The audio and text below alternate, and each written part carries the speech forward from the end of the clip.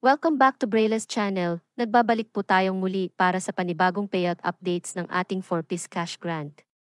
Kung isa kang 4-piece beneficiary na naghihintay pa rin ng kanilang payout ay baka ito na ang inyong hinihintay.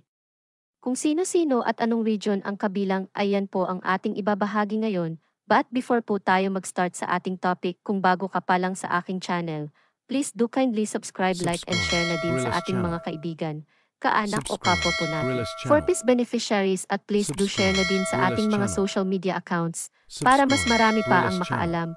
With no further ado, let's begin na po sa ating topic. Good news to all qualified 4-piece beneficiaries.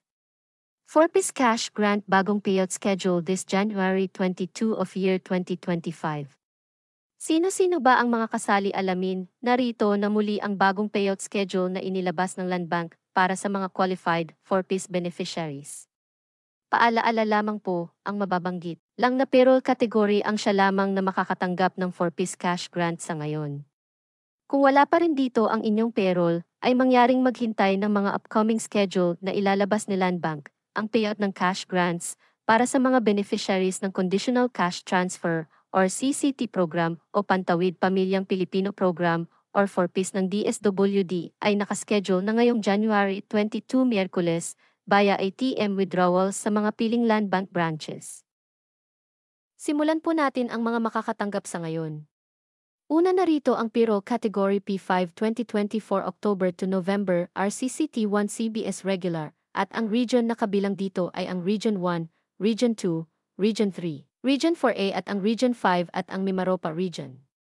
Pangalawa ay ang 2023 January to December RCCT Retro Batch CRF001GRD at ang region na makakatanggap nito ay ang Region 1, 2, 4A hanggang sa Region 12, buong National Capital Region, Cordillera Administrative Region or CAR, Mimaropa Region at ang Caraga Region.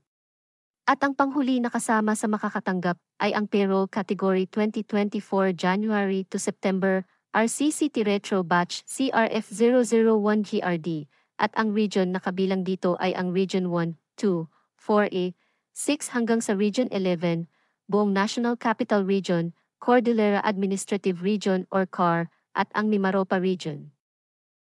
Ito po ay maipapasok sa inyong Land Bank cash card ngayong January 22 sa mga participating branches nationwide. That's it. Ito pa lamang ang panibagong payout schedule para sa mga qualified 4-piece beneficiaries ng nasabing payroll category. Manatili lang po kayong nakatutok sa aking channel para sa mga latest payout updates at impormasyon na para po sa inyong lahat. Marami pong salamat and God bless everyone.